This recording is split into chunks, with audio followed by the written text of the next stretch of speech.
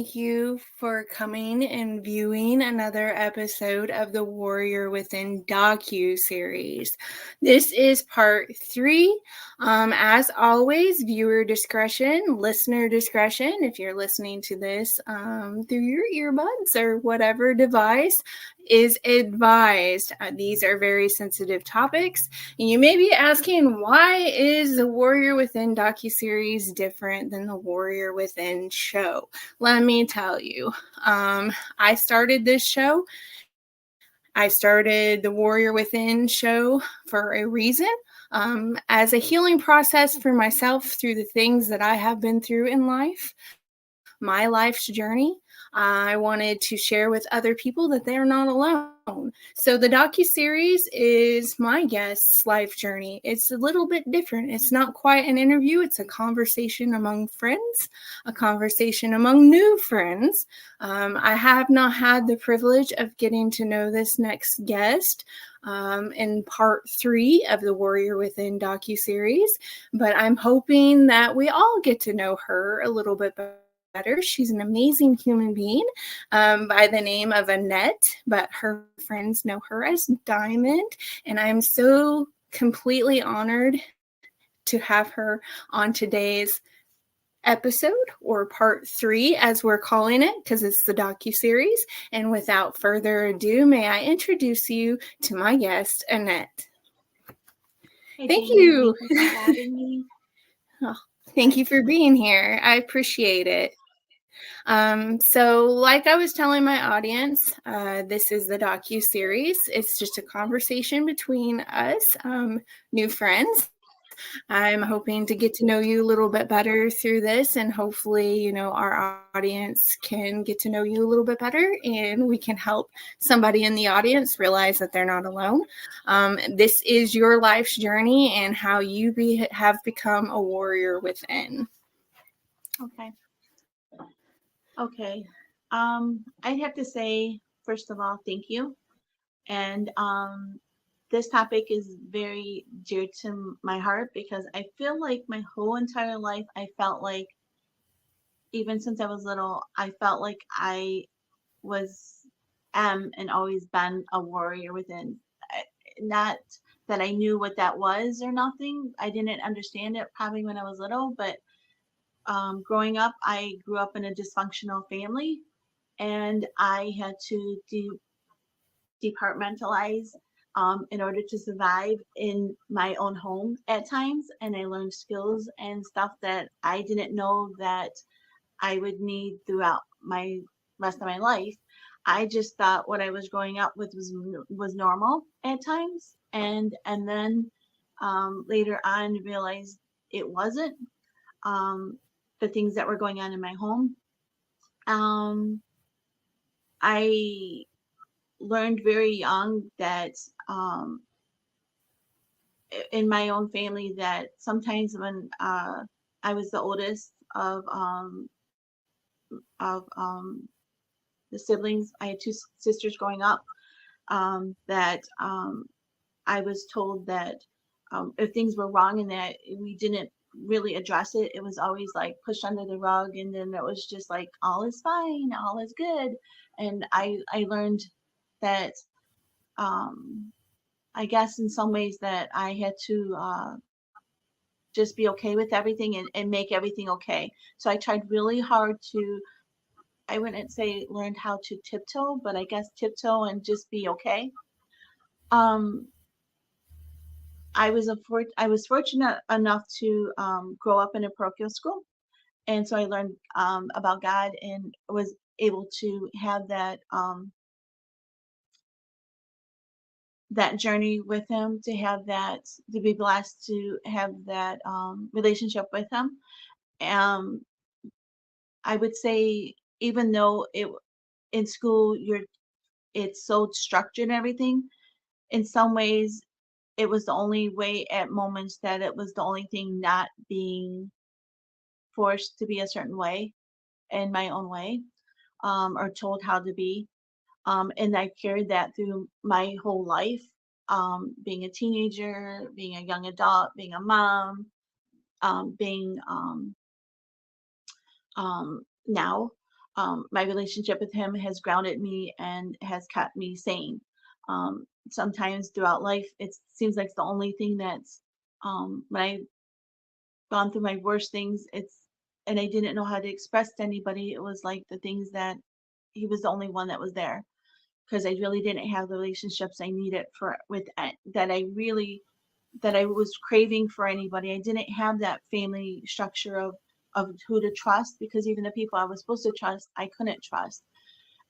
The things that was important to me that I needed for them to hear, being at my sister's or my mom or my dad, or people around me, when I was saying things that weren't okay and things are or weren't right, no one was hearing me, because no one was it. I don't know if it was just they didn't want to see it, or if they just didn't want to hear it, or whatever it was, but um, somehow or another I was grounded.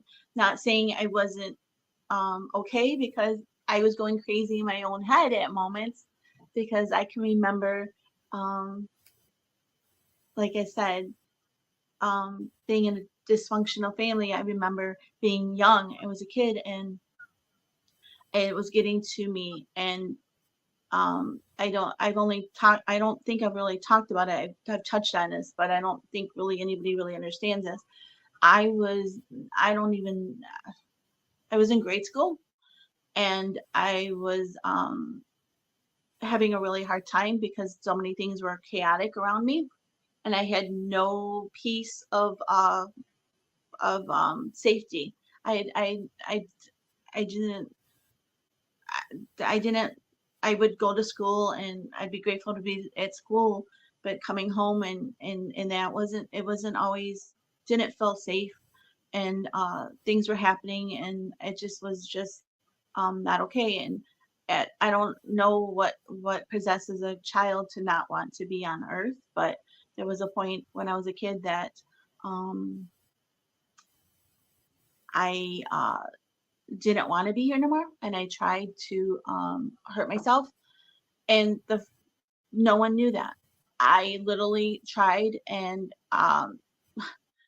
the 10 commandments popped in my head, and I was like, oh, okay, I can't do this. And um, I had scratched the surface of my wrist, and at that time, being in grade school, I was part of a sports team. And when dating myself here now, part of our team, we had these wristbands that were on the wrists, and shorts, and everything, and I don't know, things on our legs or something. I don't know, whatever. For I think for volleyball and all that, and for baseball and all that type of stuff. And I remember covering up, wearing that continuously. Didn't matter what I was wearing. I even went to church with it, wearing it on my wrist to cover up what I had done, because I didn't want nobody to knowing. That was my first time trying to do that when I was a kid. I didn't speak on it, and later, um, there was things going on, and eventually my mom did take us to counseling, but for whatever reason, we were at counseling not for that. We were at counseling because my parents were going through a divorce, and um, that conversation was never brought up. It was not something I wasn't able to have a conversation on. And then later, not resolving some of the things I had went through as a child and growing up, and not having, being told what to wear, being told how to be. It carried through my life up until a young adult. Didn't I I didn't know how to make decisions. I was so I was I was always, what's the right words? I was always afraid to do anything really fun, to enjoy anything. I wouldn't say prim and proper, it was the right word, but I was afraid to do anything that was like to get me in trouble, because I didn't want to get in any trouble. And then the moments that I did try and veer off and went off something sideways, and it just made everything worse. So then you learn, you just can't be. My mom was very good at telling me how to be, what I was supposed to wear, how I was supposed to be, who my friends were supposed to be. Um, and it wasn't just her. Eventually, it got to be somewhat my dad too. When she'd be married.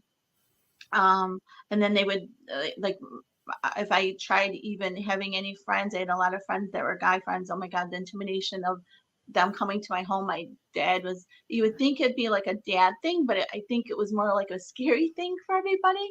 Because it was scary for me, but it was more scary for any of my friends that were guys. Um, yeah. As a young adult, I that that unsettling in my head of not being able to know who I was and trying to figure out who I was supposed to be, what decisions I can do, um, like what I was allowed for myself. It still continued because my mom had a big influence over who I was, even still as a young adult, which is really hard for people to phantom, but it was a reality, and it was a true reality. Um, I was a young adult, and I had been engaged to somebody that I had been with for a while, and um, uh, yeah, things happened, and I wasn't okay, and it was my biggest attempt to hurt myself. Um, I again, I wasn't okay, and I was alone when this had happened. It was in the middle of the night, probably about, I don't know, maybe 1 in the morning, and I was outdoors, and I was very much not okay, and I attempted again to harm myself, and I again the Ten Commandments popped in my head, and it had cut on my wrist and on my ankles, and I had walked to a gas station because I was not home. I had been out that night, and I went to the gas station and I said, "Can you please call somebody for help?" Um, I don't remember much else after that. I know they took me to the hospital, and I was basically released pretty much within the next less than 24 hours. I didn't even get help or anything. I I was seeking help, and it wasn't really being heard. I think because of the time I was a young adult, I was pretty much drunk at that night because I was dealing with so much, and I'm not a person who really drinks. Anybody that knows me knows I really don't really drink, but I was a young adult. I was with friends. Was with my fiance at that night. I ended up leaving that night from a friend's house and was just in a state of not okay because I'd witnessed something that wasn't okay, and it put me into a head that wasn't okay. And like I said, it wasn't the next day that they released me. Um, it's crazy to think that we, as a society, uh, some of us have learned to just be. We're like zombies. You go through life, you go through things, and you are pretty much a human zombie with emotions within yourself that you are not allowed to express to people because we're just not allowed to do that. The moments we have tried to be a certain way with people, we're taught that we can't do that. Um, Sometimes some of us over and over and over again by many different people, not just one person, a group of people. It could be church people, and it could be maybe because of who they think we are, or character, or because they think that not you possibly could ever have those issues or anything. And the reality is that there is no certain type of person on this earth that's immune to any of these type of emotions. Um, we all deal with things differently, and for some reason, society, in some ways, either doesn't want to deal with it, or they blindly don't want to see it, or they don't want to help. But they don't want to be the person you tell because they don't know how to help and they don't know what to say. Um, Yeah. and shame on people for doing that, because there are many of us in this life that struggle our whole lives. And I would have to say I'm one of those because I still struggle today. I've been in therapy multiple times in my lifetime. As a kid, when my parents were going through divorce, and it wasn't even the discussion I need to have with them. Yeah. I needed to discuss what was going on in my head, not for court papers to say this is this and that. They needed to know what was going on in my head. No one was hearing me. And then as a young adult, for whatever reason, again, I was dismissed and it wasn't okay. And then as a young parent, a single parent, a young woman, I was struggling because I um, had my daughter, and when I had my daughter, her dad, my oldest daughter, her dad was not the nicest, and he was abusive. And I went to counseling to get help, and I would say it did help, but then I didn't really continue with it because um, I did continue for a bit and then I didn't. And then through on and off throughout my life, I've been struggling mentally. I would say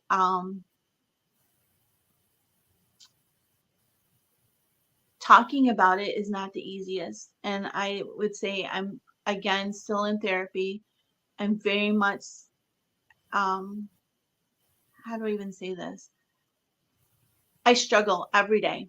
I will tell you, this is, okay, I'm diagnosed with depression.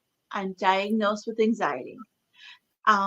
It's funny because depression was always one of the things they they would sometimes put on and sometimes don't. They would always say severe anxiety, but depression would be go on and off my chart, which was the craziest thing for me because I guess it's however I'm not sure how that all works out. And then I also have complex post-traumatic stress disorder, severe, from some of the things I've gone through in my life. Um,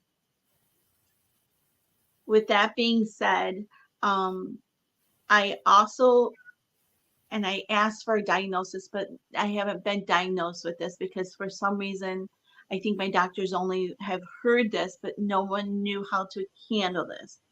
I have a severe, not just anxiety, I have a severe, um, how do I even describe it? I have trauma with medications. Hmm. And it's not an allergic reaction. It's not that I'm being defiant not to take my medications.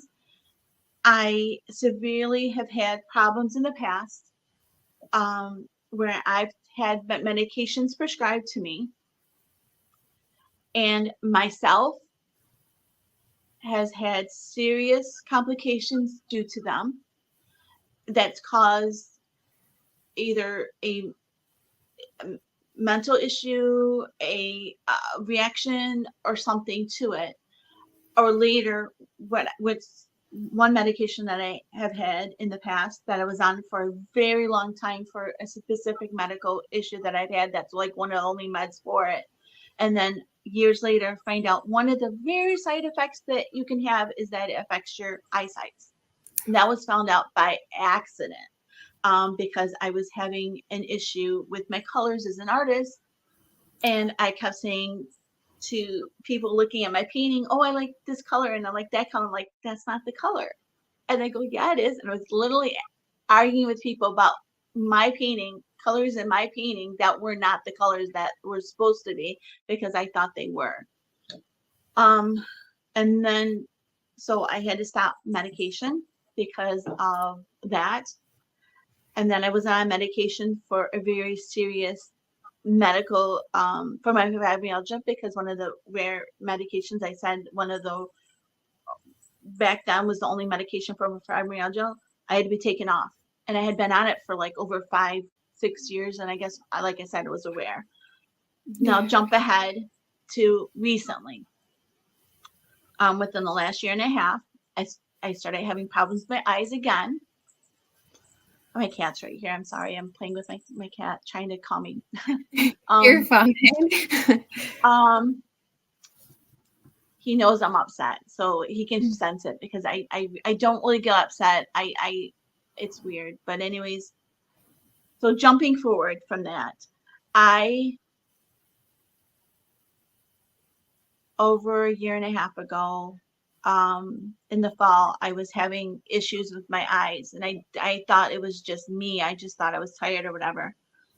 And one day I had just had surgery probably a couple of weeks prior to that, and I just was allowed to go back on the road. So I was out, and I was okay to go back on the road to drive, and I ended up going through a red light. And at that time when I went through the red light, I was lucky enough that the most dangerous intersection in Michigan, for whatever reason, I did not hit any other vehicles because it's the most deadliest intersection there is. And I was grateful because God ended up having an officer that was right behind me or something. And he pulled me over right away. I didn't get in an accident. I didn't hit anything. But I went through a red light, which was a huge thing for me because I didn't see it as a red light. I didn't. And you would think as a driver, you know what the lights are, but for whatever reason, I didn't. Well, that led to a whole lot. And for me to go get my eyes checked and to question and talk to my doctors. And in doing so, the result was ended up being told that I was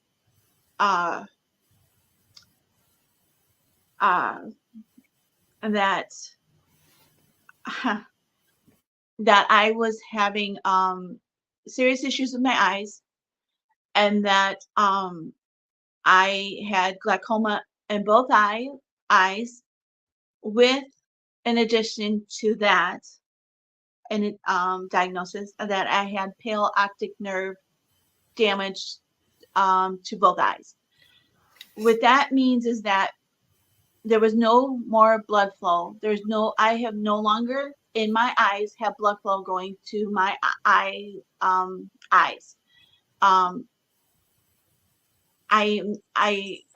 They didn't catch it in time. If my eyes still had blood flow going to their eyes, I would be able to have surgery. I cannot have surgery because I don't have that option because there will be no, they can't put blood flow back into it because it's no longer they're no longer going to be as they should be. Yeah. With that being said, as an artist, again, going from 6 years ago when I was having a problem before with my color and everything was fine. They said, as long as you stop your meds, everything would be good. You wouldn't have no more issues. So I stopped the meds. Now, like I said, when I got this diagnosis, I don't talk about it. I mentioned it maybe, I think you're like, Jamie, I think you're like the There's only one other person there's 3 people that I know online that know now. Um, I don't talk about it because for some reason or another, I'm not accepting this. I'm having the hardest time with it. Mentally, I've broken down. I haven't really even cried about this. It sounds weird. I want to. I don't. God gave me patience, and for some reason, I keep having patience, thinking it's gonna change. Everything's gonna change. My girls didn't want to believe it. Everybody thinks it's fine. Every day is different for me. Every day I look like when I look at things. For me, every day looks like I'm looking through a screen and it's foggy. It's gray days. There's not much of popping colors anymore. Even when I try and do my own paintings and everything and fight through my own medical issues, there's no pop of color. It's all gray for me. I try not to have any comments on any colors anymore because I don't want to be wrong about colors anymore or what I see and what I don't. And um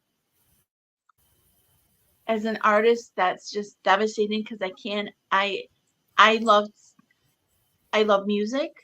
I don't play music, but I love music. Anybody that knows me, I love all music. Yeah. And then I love color and I love art. As an I paint, I still try and do, but it's so different for me now. It's almost like when I do anything, I try and be inspirational because it's no longer about the colors anymore. It's about the inspiration, which is I've always been. Um, it's hard because I I don't know what the future holds, and I'm not sure how long I will have that that the I don't know when the curtain's going to close. I don't know for me when that will be because I don't have a timeline. No one's giving me they can't give me a timeline. And when I asked them, what am I supposed to do? I had one doctor tell me when I first got told, get your house ready. What does that even mean? What does that even mean? Get my house ready? I was like, what am I supposed to do? And then when I asked the next time I went, it was a different doctor, and they go, well, I don't know what they're talking about. I'm thinking, okay, this is not helping me. Yeah.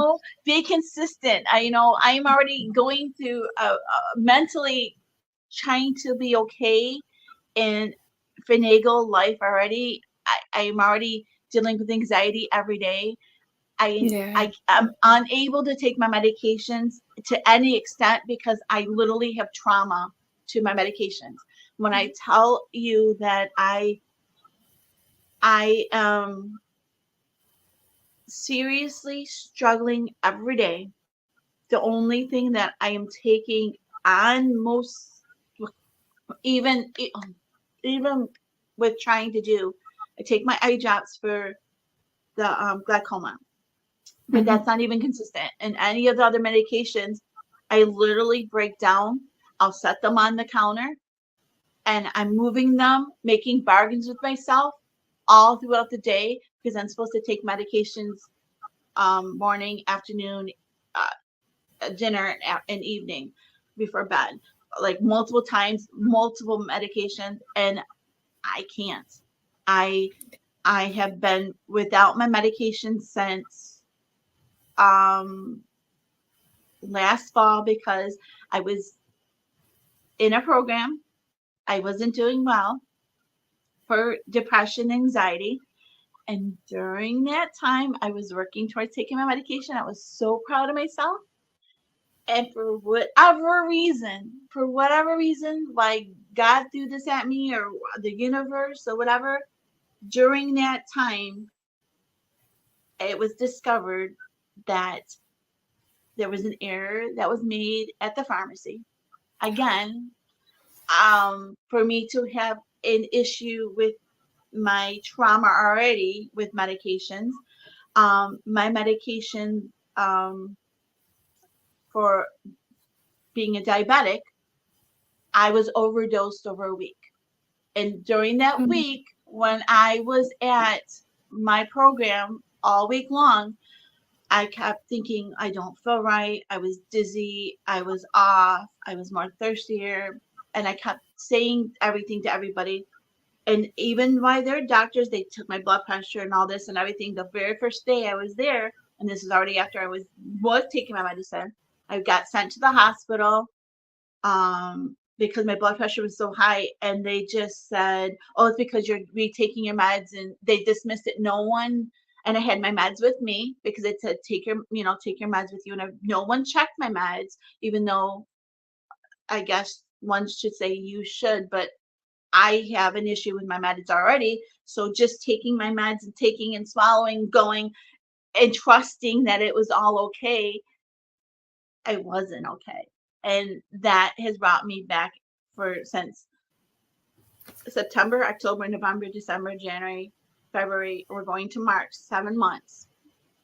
I Yeah. will tell you, I've been in agony, fighting myself, working with the doctors, my therapist, psychiatrist, my all my specialty, and trying to tell them are you taking medicine? No, and then I have to bow my head. I feel like I'm like a delinquent or something, and feeling like doing something wrong as a child, saying no, I'm sorry, I'm fighting. Um, I have this problem with my medication. Oh, you're being, is it the taste? Is it this? And they're like trying to like thinking it's a choice, and it's not. It's mentally for me like a um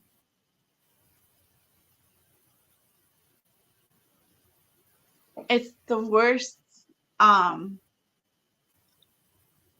I don't know. It's like I am not choosing myself. Like I'm not like able to say it's okay to like I don't know, somebody says that this is like the worst form of the opposite of trying to harm yourself, but it is harming yourself. Like I'm not taking a knife or a weapon to myself, but the fact that I'm not taking my meds, it is I've been told a form of self-harm. And that's not really it's not that I don't want to die. Mm. I don't want to die. I'm choosing trying to live with every Yeah. being I have, every moment that I have of this life, every moment I'm very aware, and I still get my meds delivered. I'm still going to the pharmacy to get my meds, and I bring them home. But it's now gotten to the point that I don't even open the packages. I check while I open the package maybe later after I'm okay with them being back in the house, and then I'll look at them. But trying to bring them and take them, it's such a it's I will say there's different forms of mental health. There's all different kinds. And I don't wish this on anybody because um, I was told by my therapist when I finally identified I was having a problem. She pretty much, the very first one, I don't have her no more. Um, she pretty much said to me that I said, "Is there any groups or anything I can go to?" And she said, "No.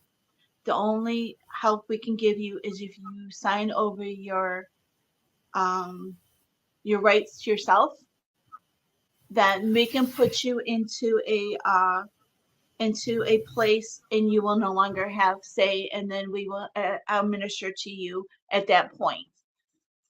That was the reality of what was being said to me when I finally realized what was actually going on. And this had been when I finally identified, and I kept saying for all these years, I can't take my meds, and this was happening and all that. It wasn't really until the last couple of years that I really put a finger on it. And when I tried addressing it to my therapist, that was the first thing that she said. But then when I kept pushing again, when I went the next time, I said, I need help. And then, like I said, they put me she sent me to a different place, um, a program for during the day for mental health. So I was, instead of inpatient, I was outpatient with services for like a whole week, like intense services, like very intense. And it was during that time, like I said, that I had my very other serious medication issue when I was overdosed, and I could have actually died. And like I said, that happened last fall, and I'm still trying to get to the point of me trying to take my medications. And I don't want to die. And the reality is that I'm not a perfect person, and I know what I need to do, but for some reason I can't. And then I'm trying to rationalize, well, maybe I'm supposed to do this, maybe I'm not supposed to take my meds, maybe I'm supposed to take, natural stuff or whatever. And then I try to rationalize, and then my head goes into a tailspin of whatever. And it's just not, it's not a good feeling.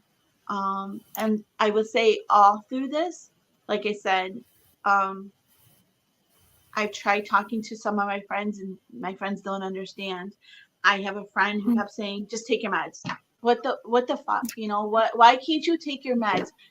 Just, what's wrong with you? There's, don't I've had another friend, don't you want to live? Yeah, I want to live, but for some reason, I can't rationalize the trauma that I have had. And this is only two of the ones. The other one, it's more controversial, and if I even brought it up, I think it would cause more of an issue. But the last couple of years, I've had multiple issues with medications, and it's not just me. I've actually had family members have serious medications where I've witnessed where a whole person was a totally different person for days and weeks because of medications, and to the point they were not even themselves. So, I don't want to be judged. I feel like I'm getting judged by my doctors. I feel like a lot, and I feel like I'm judging myself every day, trying to fight through to be okay. I don't want to, but there's a lot that's in me that's locked inside, and I don't even feel like I can even express to my doctors everything I need to do, because I'm not even at that point. And it's in every day I fight through my medical, and I'm not taking my medications, and I'm not doing this, and I'm trying to be happy, and people don't even know that I cheer for everybody else, and I'm there for people. And like I said, when I tried to express to people, I just get, what, why won't you take your medicines? Or like I said, what the fuck, like people would just say, that's just like, if they can't phantom what would possess somebody not to just want to be okay. They just think pop a pill. I have friends popping pills all the time, like no biggie. It's like, juju candies, or whatever. They like, they don't, like, like they think it's all okay, but for some of us it's not.